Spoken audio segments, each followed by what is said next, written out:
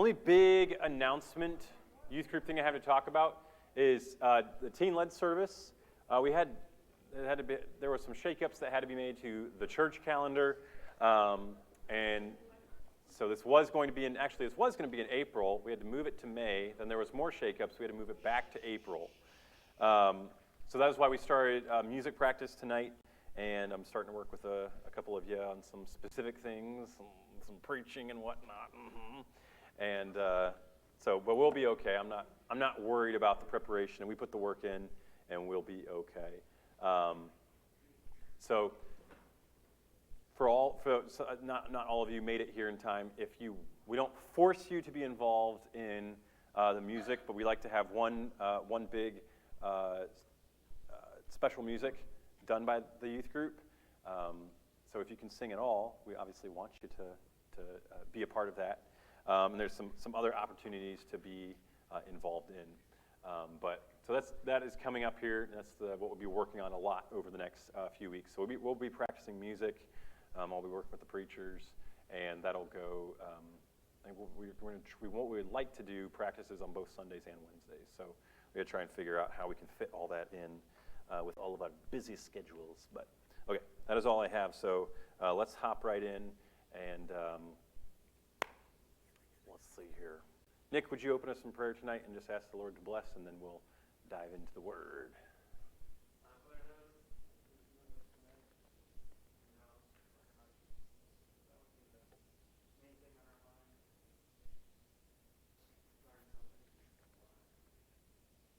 Amen. John 18 is where we can turn.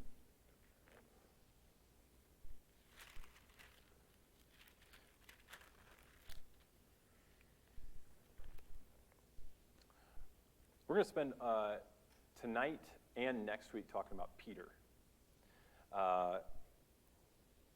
There's a lot. There's so much that we're not touching on in regards to Jesus' arrest and his crucifixion and the resurrection. But there is so much that we could take time on and dig deeper into. And I want to focus on Peter, and I just couldn't do that all in a 20-minute or 25-minute setting. So this will kind of be like part one tonight. And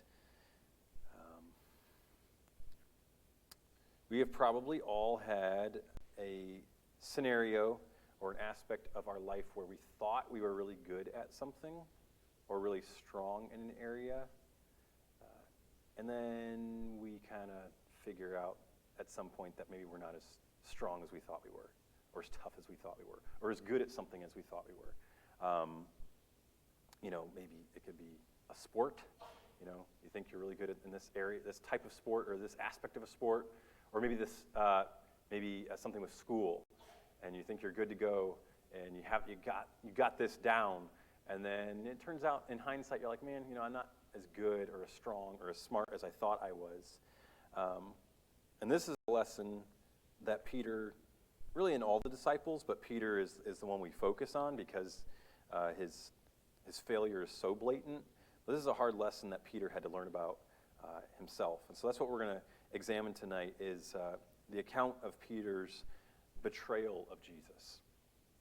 And there's some good parallels to draw for us.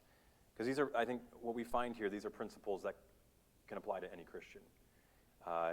In that, here's a couple principles that Peter had to come to see, and we'll dig into these. That one, I'm nothing without God. And then two, I'm not as strong as I think I am. That's something that Peter had to come to grips with. And we're nothing without God.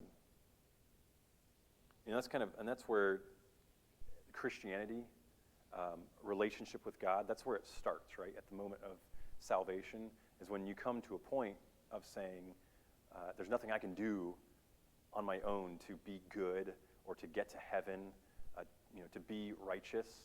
Like I can't do that at all. It's got to be God.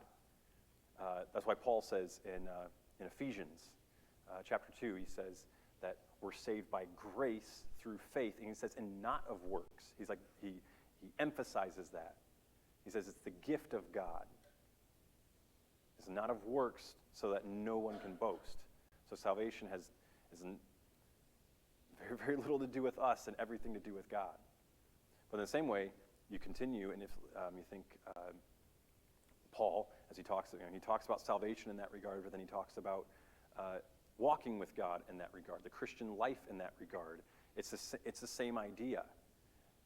In Galatians chapter 2, Paul says, it's not I, but it's Christ that lives in me. He says, that verse starts out, I'm crucified with Christ, therefore I no longer live. It's Christ that lives in me. He says, in the life that I now live in the flesh, in this body, the life that I now live, he says, I live by the faith in the Son of God. So both our salvation, I mean, it's not going to happen without God. And our pleasing God throughout the rest of our life, that's got to be God at the center of that as well. You take God out of the equation, and what do you have? You have a sinful person. That's it. Saved or unsaved. And then you'd think that, well, it's very easy to look at Peter and be like, man, why couldn't he get this? And that's not the attitude that I want us to take tonight. It's very easy to look back, and we have the whole picture here of Peter and even on into the book of Acts.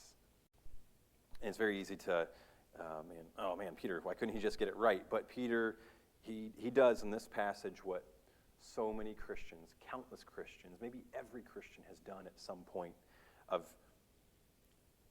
thinking more of themselves than they should, being more confident in themselves and in their spirituality than they should.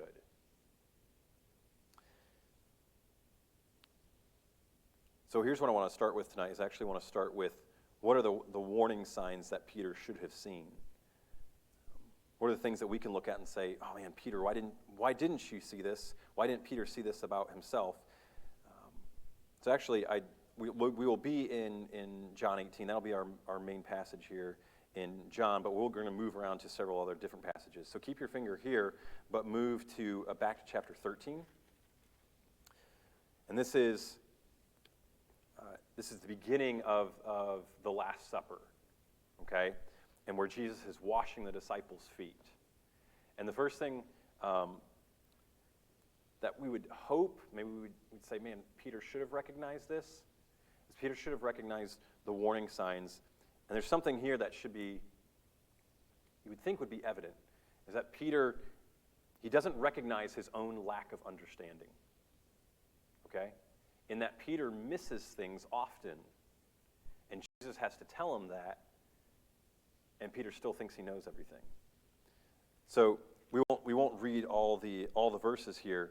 But as Jesus is washing the disciples' feet, and they all let Jesus wash their feet, and he comes to Simon Peter in verse 6. And Peter said unto him, Lord, dost thou wash my feet? Jesus answered and said unto him, What I do thou knowest not now. You don't understand what I'm doing now, but thou shalt know hereafter. So Jesus literally tells him here, you don't understand what I'm doing now, but you're going to understand later. And then Peter just kind of blazes ahead, and he says, Lord, you'll never wash my feet. It's like he wasn't even listening to what Jesus said. Like Jesus literally says, you don't understand right now. And Peter just keeps going. And this happens multiple times. If you look up the parallel passages of the Last Supper, this happens a couple times where Peter is not understanding what Jesus is talking about, and Jesus tells him that. You don't understand. And so that's something that Peter should have taken into account, that he doesn't know everything. He doesn't know everything that Jesus is talking about, and he doesn't understand everything that Jesus was doing at that time. And so Peter had an opportunity to see that he wasn't as smart as he thought he was. So, first thing he should have seen is his own lack of understanding. We'll stay in chapter 13 here, because he also just failed to heed Jesus' warning. So Jesus tries to tell him, you don't understand, and Peter essentially just ignores that. So if you go to chapter 13, or we're still in chapter 13, and look at verse 36. Simon Peter said unto him, Lord, where are you going? Whither goest thou? Jesus answered him, Where I go, thou canst follow me now, but thou shalt follow me afterwards. Peter said unto him, Lord, why can't I follow you now? I will lay down my life for your sake. Jesus answered him, will you lay down your life for my sake? Truly I say unto you, the cock of the rooster shall not crow till you've denied me 3 times. Jesus gives him a warning here. He gives him a warning about what he's going to do, how he's going to fail. Parallel passage. We won't, for sake of time, we won't turn there. But there's more. The different. All the Gospels have different aspects, different pieces of these conversations, and there's more that we can dig into as we look at. So we'll move around some, but multiple times Jesus warned Peter. He warned him. He also had a misguided self-confidence that he didn't see about himself. A misguided self-confidence. It's good to be confident in yourself. But Peter's self-confidence, his overconfidence, was extremely misguided. Let's go to Mark chapter 14. Okay, John doesn't record this aspect of the conversation, but Mark does. Oops, I'm still in Luke. Mark chapter 14. I want you to see this passage. So look how Peter says this. Everybody there? Mark chapter 14. Jesus tells them, again, he tells them what's going to happen. Verse 27, Jesus said unto them, all ye shall be offended because of me this night. For it is written, I will smite the shepherd. He's quoting Isaiah. He says, it is written, I will smite the shepherd, and the sheep shall be scattered. But he gives them a comforting thought. But after that I am risen, I will go before you into Galilee. The word offended that he uses there, it's the Greek word scandalizo. You can recognize where we get our word scandal. So Jesus tells the disciples, you are all going to be offended. I'm going to be a stumbling block. The fact of Jesus being arrested is going to be a stumbling block that's going to offend the disciples, in that all the disciples are going to run because of that association with Jesus. And look at what Peter says. Look back down at it. So we read verses 27 and 28. Look at verse 29. But Peter said unto him, although all shall be offended, yet will not I. Like, in one aspect you say, yeah, Peter, like he's always going to stick close to Jesus. And I think he believes what he's saying. I think he believes what he's saying. Like, Peter is dedicated to Christ. He's dedicated to Christ. He says, everyone but me. But even then, like, I rephrase it like that, everyone but me. And even then, can you look at that and be like, is there a trace of pride there? Is he maybe a little overconfident in his own faith? Along with that, okay, so let's go back to chapter 18. John chapter 18, sorry. Along with that thought then, his misguided self-confidence. Remember this scenario when Jesus is arrested at the beginning of chapter 18, and when this crowd of hundreds of soldiers and high priests and temple guard, and they're all coming, and it's this big scene, and there's hundreds of men there to arrest one man. And Jesus says, who are you looking for? And they say, Jesus of Nazareth. And Jesus says, I am. And it's like a shock wave. And like they all go flying backwards. And again, I hope there's instant replay in heaven, and I hope we can watch this scene because, whoa. Okay, but then you understand what happens next here, okay? Parallel passage tells us that Peter says, Lord, do we attack? He says, shall we smite with the sword? Is how he says it. But look at chapter 18, verse 10. Then Simon Peter, having a sword, drew it and smote the high priest's servant. His aim was terrible, and he cut off his right ear. Let's see, his right ear. Yeah, his right ear. So he comes swinging in, and I don't know what he's trying to hit, or if he's trying to hit this way, and he ducks. And anyway, David's thinking about getting his ear lost. It's a nice clean cut, maybe only part of the ear. Who knows? Anyways, let's not get into details there. But you understand what happens with Peter here. Sorry, where my mind goes. My bad. Okay? You understand what happens here. I believe that Peter, he sees this display of power just from Jesus' words, and Peter goes, oh, yeah, it's on. The Messiah's here. Remember how we're going to throw off Rome? Here's everybody here to arrest him. It's a showdown. Whang, here we go. And he's coming out, and actually, and the idea is that the sword that he has, you can't think like big old sword. Like he has essentially like a large dagger is what he has. Okay? That's the type of word that's used there. Or actually, that's used in a parallel passage. So what's Peter's deal here? He has this kind of foolish bravado, this foolish bravery, and I think it's because Jesus is there, but it's like he misses that. He misses the fact that it was all Christ's power that did that, and he's even missed. He's not thinking about everything that Jesus has told him over and over and over about how he's going to die for the sins of the world. He's going to rise again from the dead. And Peter's just thinking about, yeah, we're going to win now. He has this self-confidence, but he doesn't recognize that the only reason that he has any confidence right now to pull out his sword is because Jesus already knocked everyone over just with his words. And he doesn't, I think he misses that. Because think about this. Who was Peter before he met Jesus?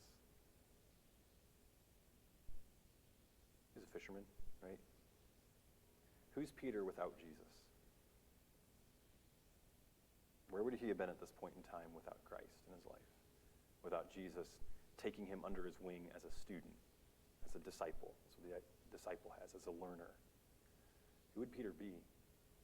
And even now, without Christ, who's Peter? Listen, this is maybe a little bit of a side note, but listen, we all have skills. We all have talents. We all have brains that God has given us that we can do things with. We all have abilities. We all have, I look out here and I see potential. You have potential. Okay, sorry. Old Geico commercial. Okay, but listen, we all have skills and abilities and things that we can do on our own. And you can probably accomplish a lot on your own apart from God, without God. Do you understand that? Without God, you could put God aside and you could go out into the world and do some things and have some accomplishments and develop skills. But when it comes to things that matter for eternity, when it comes to a life that matters in the long term, not just for the next 50, 60, 70, 80 years, but a life that matters for eternity, we are nothing without Christ. I am nothing without Christ.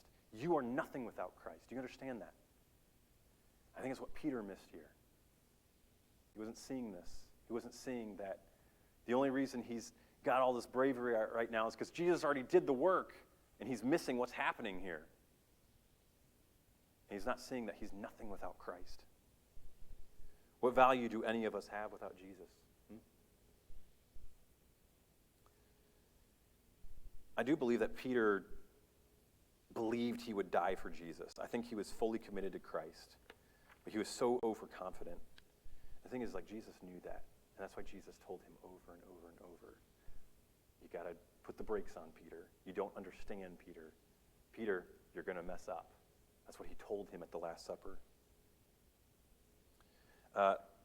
Let's fast forward then so we're chapter 18, and go to verse 15. Jesus has been arrested. He's been taken to the house of the high priest. And Peter and the Apostle John are following from a distance. Look at verse 15. It says, and Simon Peter followed Jesus, and so did another disciple. That disciple was known unto the high priest, and went in with Jesus into the palace of the high priest. Okay, so because of John, they have a little bit of an in there. They're able to get in.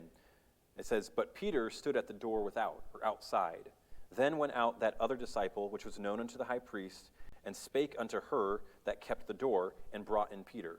Okay, so John gets Peter inside the courtyard, and he has to say something to the servant girl who is opening and closing the door. She's the gatekeeper, okay? And then look what happens. When she opens, John essentially says, it's okay, he's with me. He can come in. Can you let him in? And in verse 17, then said the damsel that kept the door unto Peter, are not thou also one of his disciples? Now, the way you have to read that question is she's reading it, it looks kind of interesting in how we read it, but maybe you could more literally read it. You're not one of his disciples, are you? And look at what Peter says. And imagine this is just in passing. He said, I'm not. It just as he's kind of scooting in through the door, however big the door is, and he just says this in passing to her. It's just, it's brief. It's brief. I put that question up there. We could spend some time in discussion on this, but we won't. Because I think it should be fairly obvious. Don't move forward yet. Of why did Peter deny even knowing Jesus, having any association with him?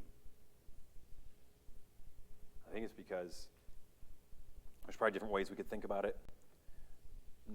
Fear. Maybe the shame of association. Not wanting to be connected to this person, this teacher who's now at the forefront of this trial.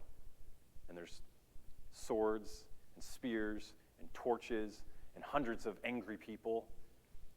It's the middle of the night. And the focus is all on Jesus, who's being painted as this bad person, this blasphemer, someone who should be executed because they blaspheme God. And so Peter, who's been following him for 3 years now, when he's first asked, you're not one of his disciples, are you? No, I'm not. And there's this escalation of the denials. Remember, Jesus said, you're going to deny me 3 times. And I wonder if maybe he was just caught off guard. And that's why he just casually said it. And maybe he didn't think it was that big of a deal. He just thought, I just got to get inside the door here, so it's okay to say that. But now he's opened that door. Do you understand? Now he has an opportunity to right his wrong. He's standing there warming himself by the fire. Drop down to verse 25. It says, and Simon Peter stood and warmed himself. They said therefore unto him, art not thou also one of his disciples? He denied it and said, I'm not. He had an opportunity to right his wrong here. If he just said it casually, if he just almost like said it, just trying to scoot by the door here, scoot by this maidservant, it's okay to tell her a little white lie. But now he has several people facing him, and he has the opportunity to stand with Jesus. He has an opportunity to right his wrong. He has an opportunity to turn back now. Jesus had actually talked about that, of turning back from his sin. That's a whole other little great little rabbit trail that weaves in here, but we don't have time. He has an opportunity here to right his wrong. But you understand that when you have an area of weakness in your life, we all have weaknesses. You'll understand that. Hopefully you understand that. You need to understand that about yourself. You have weaknesses. I struggle with different sins than Cameron does. Cameron struggles with different sins than Kate does. Kate struggles with different sins than Ryan does. We all struggle with sin. We all struggle with our old sin nature and just wanting to please ourselves, just wanting to do what we want, right? But we all have different areas of weaknesses, and you do need to understand your areas of weakness. And this is an area of weakness for Peter. Whatever it is, however we can categorize it. His self-preservation, his fear of man, the fear of association with Jesus at this point, the way things are turning, which by the way, all the disciples have run. Peter showed some bravery in coming back in and sneaking back, and he showed him some bravery in that way. But I do believe there's an escalation of the denials here, because sin is a pathway. that when we take steps in an area of weakness, it's easier to take another step. If you know you struggle with, you like the juicy gossip. Sorry.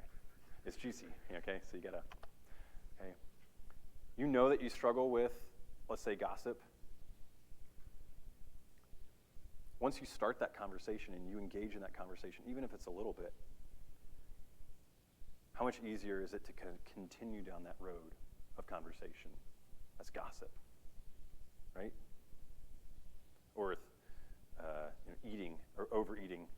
I don't know if that's a problem, but some people really struggle with gluttony, with just eating their hearts out. And they go with one area, and one donut is going to be okay. But there's a whole box there. Sorry, everything's going towards food. Okay, maybe I struggle with gluttony, and I just don't even realize it, okay? But once you start down a pathway of sin, it is easier to keep going. It is easier to keep going. Peter never saw himself going this far. It was just a passing comment to the servant girl. Now he's faced with more people, with a crowd of people maybe about these first couple rows, all warming themselves around a fire, all wondering what's going on inside. And someone says, hey, aren't you one of his disciples? He says, no, I'm not. And the other Gospels give us more insight to where the people are almost starting to badger him. And the more they badger him, the more angry he gets. And to the point where he's, in our terminology, I swear on my mother's grave, I don't know the man. Shut up. You don't know anything about me. You don't know me. Yeah, you're a Galilean. Shut up. I don't know you. I don't know him. I've never seen the guy before. And he goes down this path of completely turning his back on Christ. There's a lot of different aspects where you can look at Peter's denial. Peter had weakness and he didn't see it. He had overconfidence and he didn't see it. You know what happens when, and we realize this, and you probably all know this, that once you have failed in an area and the time of sin is now past, there's the bitter guilt that comes, where you know that you had a weakness and you succumbed to it, and you let your flesh have the victory, and you chose to please yourself and make yourself happy, or in Peter's case, self-preservation by disassociation with Jesus. And you know that after the fact, there's that horrible guilt, that bitter disappointment that you have in yourself. I think hopefully you've been there, and that you recognize, or you can recognize how that's happened before.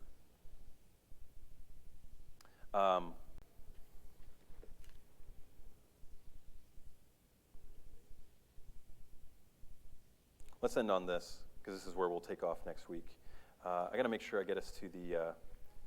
Go with me to Matthew real quick. We'll look at this. We'll look at one more spot here in Matthew, and then we'll be done.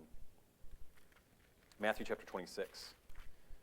Matthew gives different details than the other Gospels do. Go to verse 73.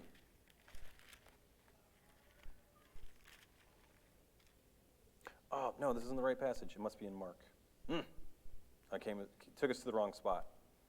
Okay, the spot I was looking for, I must have written down the wrong passage. It says that at that third time, when Peter denied Jesus, it says, and the rooster crows. And wherever Peter was in the courtyard, and wherever Jesus was, whether he through a window, it says that Jesus turned and looked at Peter. And Peter remembered what Jesus had said. Now, what we'll spend all our time on next week, this is the spot I'd like to leave us at, is that there's hope for Peter, even after this moment of colossal failure in his mind. There's hope for Peter. Because when Jesus turned and looked at Peter, I don't think it was Jesus was giving Peter like a, yeah, I told you so look, or just a look of disappointment. I honestly believe it was just a look of knowing love.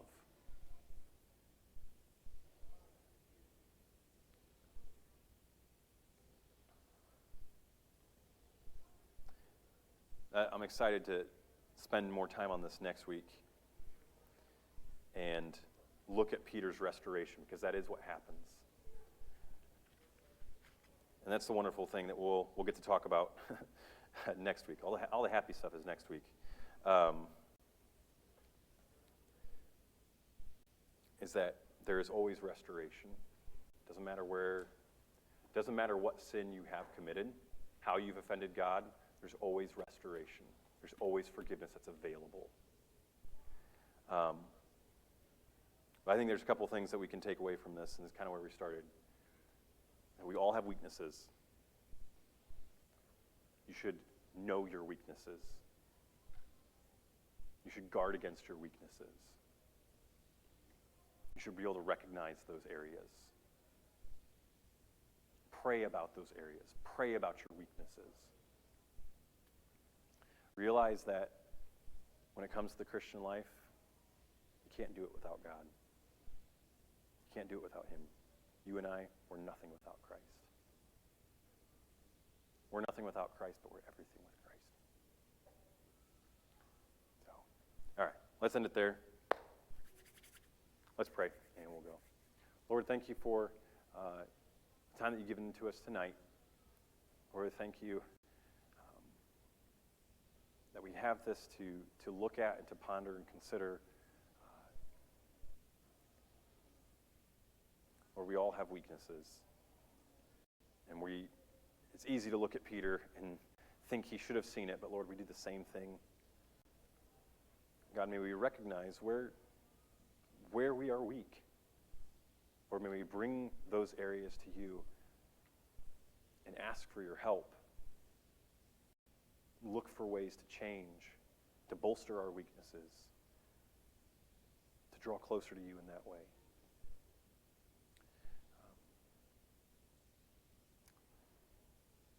God, we just ask your blessing on the rest of the week, on tonight. Lord, thank you for the time that we've had tonight. Lord, just help us to live for you. God, help us to walk with you. And we ask these things in Jesus' name. Amen. All right.